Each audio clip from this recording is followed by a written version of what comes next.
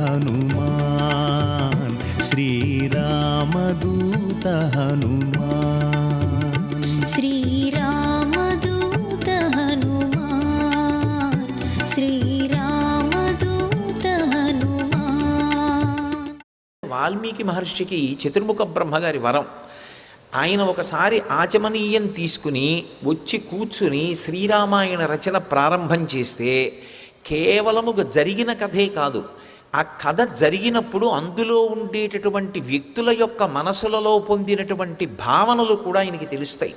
ఎందుకంటే ఏదో జరిగిపోయిన కథ రచించారనుకోండి, ఆయా క్లిష్టమైన సన్నివేశాల్లో ఆ వ్యక్తుల మనసులలో ఏ పవిత్రత చెడకుండా భావనలు అలాగే ఉన్నాయా అన్నది అత్యంత ప్రధానమైన విషయం.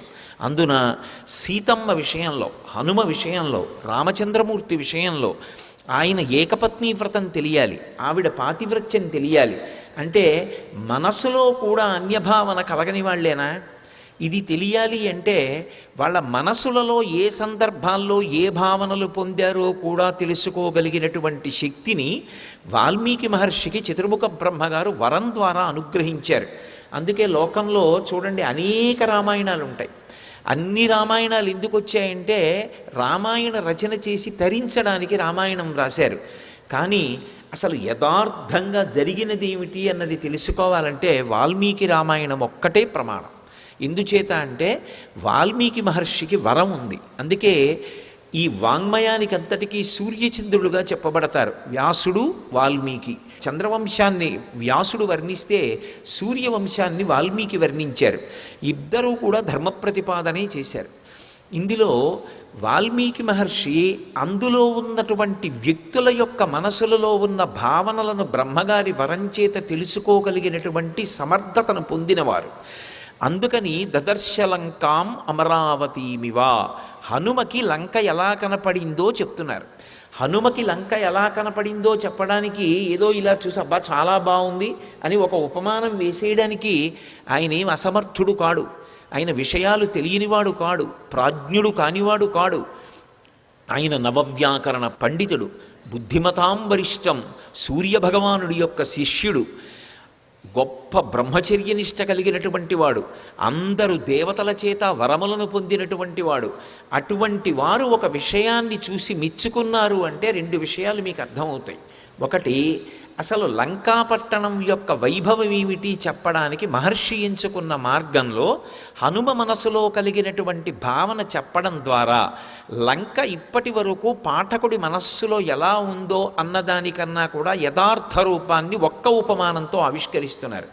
రెండు, హనుమ చూసినప్పుడు అది ఎలా తన మనస్సుకి కనపడిందో అలాగే చెప్పారు. అంటే అది శత్రుపురమైనా సరే అది ఎంత అందంగా కనపడినప్పుడు అంత అందంగానూ చెప్పారు తప్ప తనకి శత్రువైన రావణాసురుడు ఉన్న పురం కాబట్టి పక్షపాత దృష్టితో లంకాపట్టణాన్ని చూసి ఎంత బాగున్నా బావులేదు అని చెప్పడం మాత్రం హనుమ యొక్క ఉద్దేశ్యం కాదు.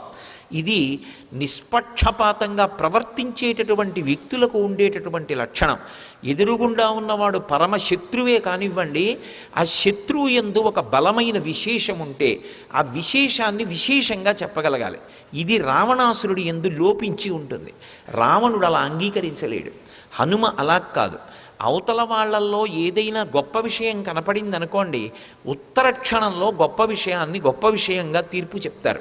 మీకు సుందరకాండలోనే ఇటువంటివి నేను కొన్ని సందర్భాలు చూపిస్తాను. కాబట్టి ఇప్పుడు ఆయనకి కాంచన లంక ఎలా కనపడుతోంది అంటే అమరావతీమివా. అమరావతి అంటే దేవతల యొక్క రాజధాని. దేవతలకు రాజధాని అయినటువంటి అమరావతి అందరినీ మోహింపచేస్తుంది. అందరూ అమరావతి మీద దండెత్తాలని కోరుకుంటారు. దీర్ఘాయుర్దాయంతో ఉండేటటువంటి రాక్షసులు ఎప్పుడూ కోరుకునేది ఏది అంటే అమరావతి పట్టణాన్ని స్వాధీనం చేసుకొని అది తనదైంది అని అనిపించుకోవాలని కోరుకుంటారు. అన్ని విశేషాలు అమరావతిలో ఉంటాయి. అమరావతి ఎలా ఉందో లంక అలా ఉంది. ఇదేదో కేవలం పోల్చాలి కాబట్టి పోల్చడం కాదు.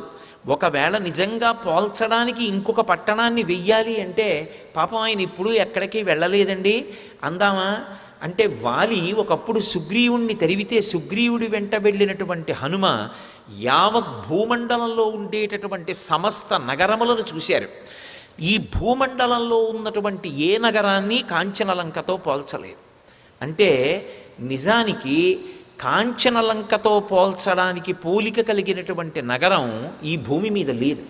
దాంతో పోల్చాలంటే ఒకే ఒక్క నగరం ఉంది. అదేది అంటే దేవతల రాజధాని అమరావతి. ఎంత అందంగా, ఎంత వైభవోపేతంగా ఉంటుందో, అసలు ఇలా కన్నెత్తి చూడగానే అలా అనిపించింది. అంటే ఇక అందులోకి వెళ్ళినటువంటి వాడు తాను ఏ పని మీద వచ్చాడో జ్ఞాపకం పెట్టుకోవడం సాధ్యమా? మీరు ఒక్కటి ఆలోచించండి. ఇది సుందరకాండ. సర్వం శ్రీ ఉమామహేశ్వర పరబ్రహ్మార్పణమస్తు. స్వస్తి.